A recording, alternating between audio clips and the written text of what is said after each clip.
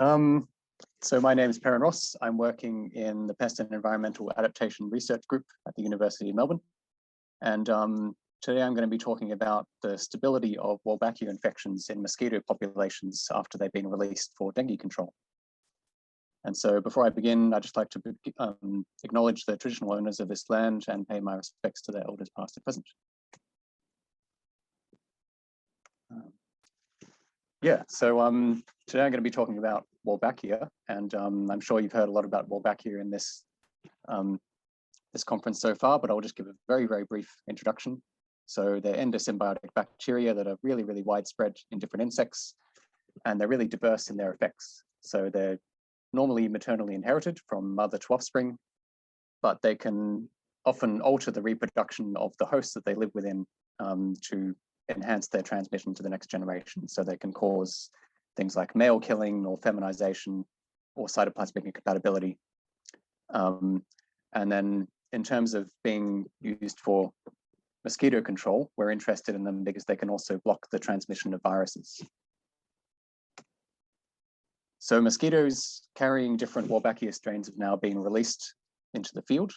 And the first demonstration of this was in Australia in 2011.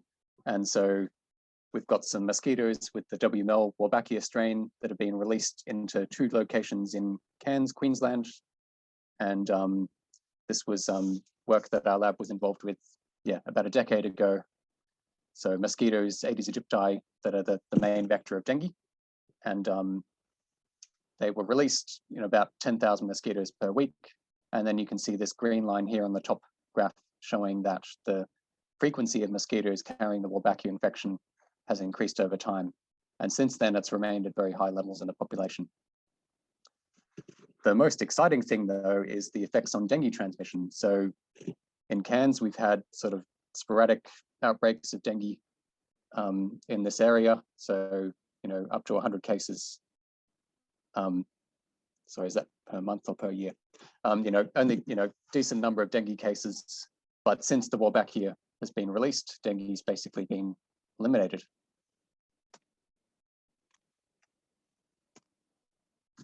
So the success of this approach depends on many different factors. There's a lot of different environmental effects and things that can affect the success of these Wolbachia releases. So there's things like the environmental conditions like temperature and rainfall.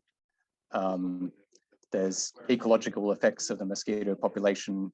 There's potential for the mosquitoes and the Wolbachia to evolve. And, there's issues with choosing the right Wolbachia strain for the job as well. So there's many different Wolbachia strains that have been used to control mosquito populations. So we've been really interested in looking at how stable Wolbachia releases are in terms of their ability to stay at high levels in populations and continue to block dengue.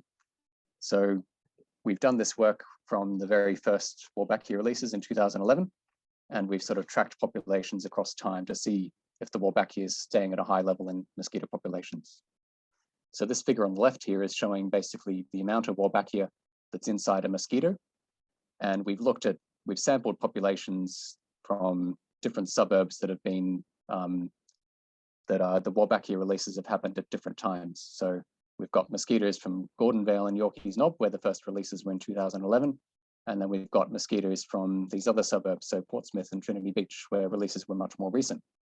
And you can see that the Wolbachia density across all of these locations is really, really stable. So the Wolbachia is staying at a really high density inside the mosquitoes.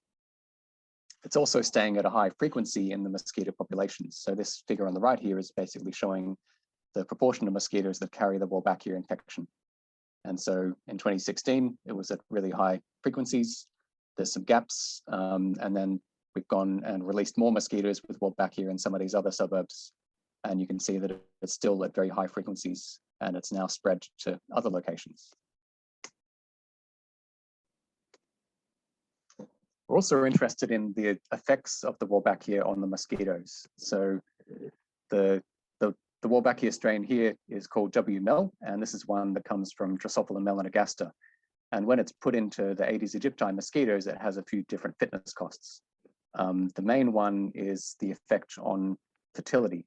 So when you have eggs that are stored for a long time, the eggs have a lower hatch rate. And you can also see effects on the number of eggs that they lay as well. More importantly, though, is the effects of WML on cytoplasmic incompatibility. So this is basically where a male mosquito that carries Wolbachia that mates with a mosquito that doesn't carry the Wolbachia doesn't produce any viable offspring. So we wanted to see if this phenotype was stable across time.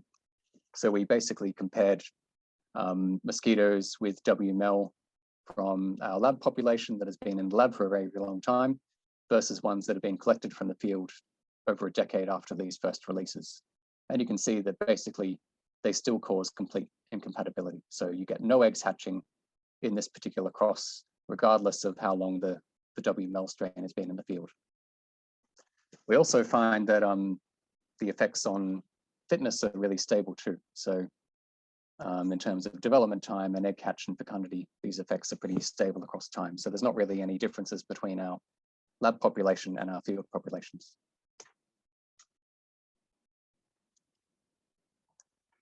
We're also interested in genomic changes in the Wolbachia and the mosquito populations. So Mungja is going to talk about mosquito genomic changes in the next talk, but I'm just going to briefly touch on the Wolbachia genome changes in this slide here. So we've got really good genomic data here where we've got pre-release materials, pre-release material before these Wolbachia mosquitoes have been released in 2010.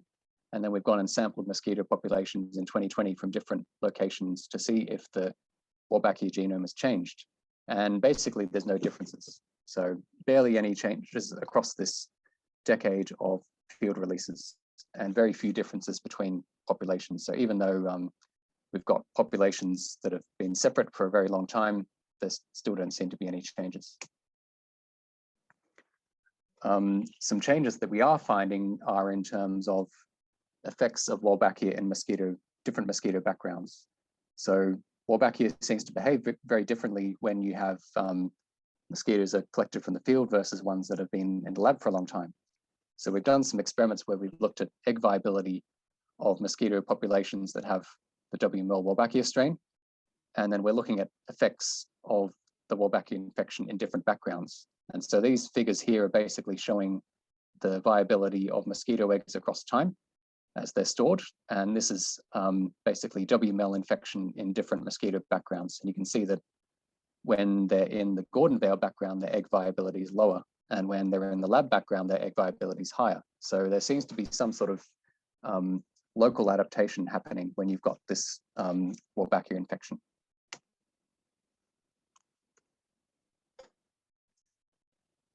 So we're interested in sort of ecological effects of Wolbachia releases on mosquito populations as well. So, you know, you're releasing an endosymbiont into the wild. It has fitness costs.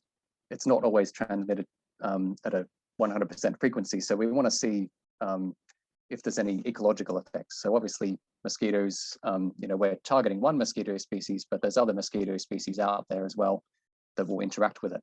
So if you're releasing a Wolbachia strain that has fitness costs and causes cytoplasmic incompatibility, then you might get some population suppression as well, because you're sort of getting reduced fertility of the mosquito population. And we've got some early evidence from this in Cairns, where we've done some field trapping, and we've found that basically there may be changes in species ratios. So in the early 2000s, so 1999 to 2006, there's a few field surveys showing that Aedes aegypti was at a very high frequency relative to other species. But in more recent times, after the Wolbachia releases, we're finding more and more of these other two species, so Aedes nodoscriptus and Aedes palmarum. And so this might be due to the fitness costs of the Wolbachia infection, reducing the relative population size of Aedes aegypti. Yeah, so in summary, we've done Wolbachia releases throughout Cairns, and they basically replaced the natural population with ones carrying Wolbachia, and this is affecting their fitness and ability to transmit dengue virus. The Wolbachia has remained at very high levels in mosquito populations for about the last decade, and you know, the WML strain has remained really, really stable, but there may be some shifts in phenotypic effects depending on whether mosquitoes are from a lab or field origin. And that's it. We've got a recent preprint, which hopefully will be published at some point on this topic that you can read. And I'd just like to thank everyone involved in this study. So this was a collaboration with James Cook University and the University of Melbourne. So thanks for listening. All right, great talk. We have a question in the chat. Nope, just some comments, I believe. Would anyone like to ask Peran a question? I have a question. Yep, go for it, Ollie. I noticed when you showed that map of Wolbachia density in mosquitoes up in Queensland comparing 2016 to 2018. In the 2018 map, it looked like it was like complete Wolbachia infection except for one single site. And I also noted that that site was on the other side of a highway. Does that highway have anything to do with it, or is it just is that because of the places you choose to release? Yeah, I mean, it certainly does. So there's going to be barriers to the spread of mosquitoes. But the reason why that one's uninfected is because Wolbachia mosquitoes weren't released there in the first place. So it may eventually spread, or they may have done supplementary releases by now. But if there's a big enough barrier, then you're not going to get invasion of Wolbachia. Cool, thanks.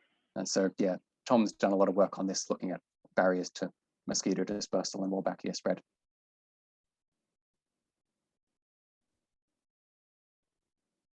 I can ask you a question, Peran. Yeah, I'm wondering this in terms of I mean, obviously science in general has looked at all sorts of different trans infections and the effects on them. It seems that getting, there are various ways in getting perfect CI and getting very strong virus blocking, and it always comes with some sort of fitness effect. Do you think there's some way of getting really good CI and dengue blocking without a massive fitness effect, or is that trade-off always going to be in place? I think there's going to be exceptions. It's just a matter of characterizing lots of Wolbachia strains. So there is a strain out there potentially that might be even better than what we have. There might be, yeah. I mean, generally there does seem to be a trade-off. So there's the WML pop strain, which has really high fitness costs, very strong blockage, and that's had a lot of trouble establishing in field populations. But maybe there's a middle ground. So there's the WLB strain, which has sort of intermediate fitness costs and also good blockage. So it's going to depend on the location where the mosquitoes are. There might be some environments where some strains do well, some don't do so well.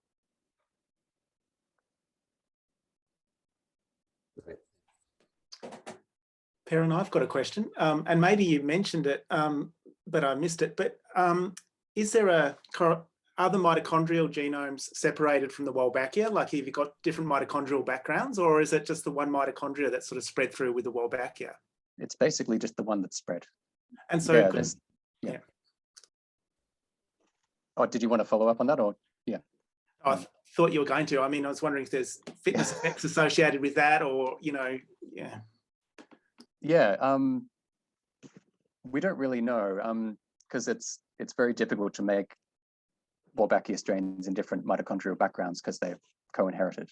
It would be really interesting to see how they interact. We've tried to look at that, but it's only been two different combinations. So, two different mitochondria, two different Wolbachia strains, and we've sort of done reciprocal crosses, but you really need a larger combination of things to see if there's any interactions with fitness. But so far, there don't seem to be any major effects.